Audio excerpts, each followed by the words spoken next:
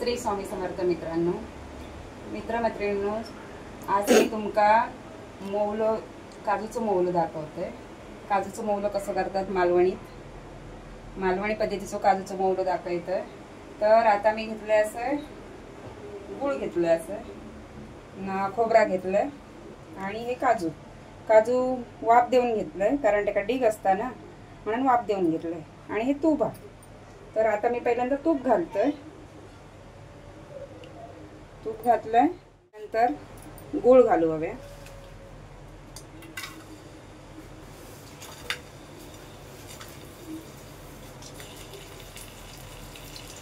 गुळ थोडासा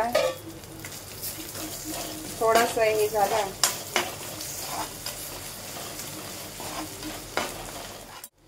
गुळ थोडासा वितळला तर आता त्याच्यात खोबरा सोडूया।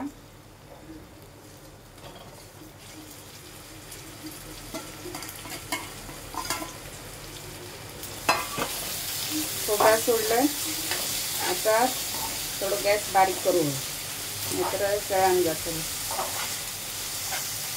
आणि खोबरा एकत्र झाला, गुळ खोबरा एकत्र झाला की मग काजू टाकू।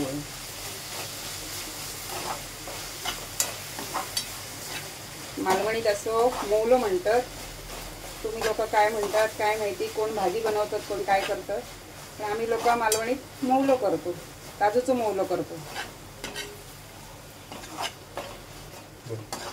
आता गुळ आणि खोबरा बरा एकजीव झाला असा, आता मी त्याच्यात काजू टाकते, उकळलेले काजू टाकले।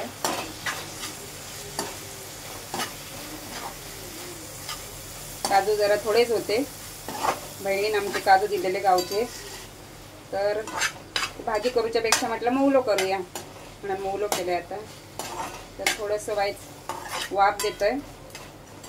वाफ दिल्यानंतर त्याच्यात वेलची घालू होई। आता झाकण मारतोय, मग जराशी वाफ देते। तर अशा पद्धतीत आम्ही मौलं करतो। आता मी झाकण काढते, बघा असं छानपैकी झाला असा मौलं आपलं तयार झालं असा। आणि आता मी त्याच्यात जराशी वेलची टाकते, वेलची जराशी टाकली काय बसेल। आणि आता थोडंसं काजू बदाम कोण टाकणत नाही, पण मी आपलं टाकतंय, तर जराशीच टाकते बस।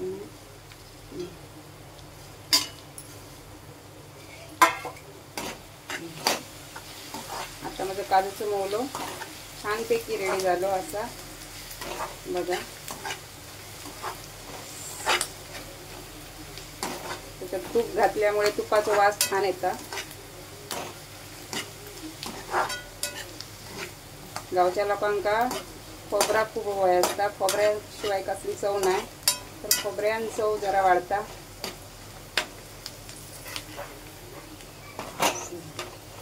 अशा प्रकारे आमचं मौलं रेडी झालं,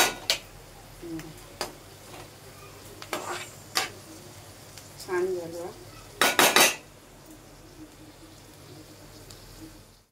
आता मी माझ्या स्वामींना ठेवते असं।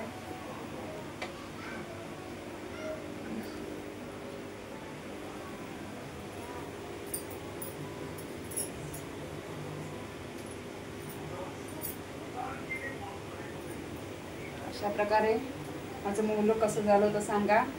तुमका आवडलं असेल तर सबस्क्राईब करा, लाईक करा।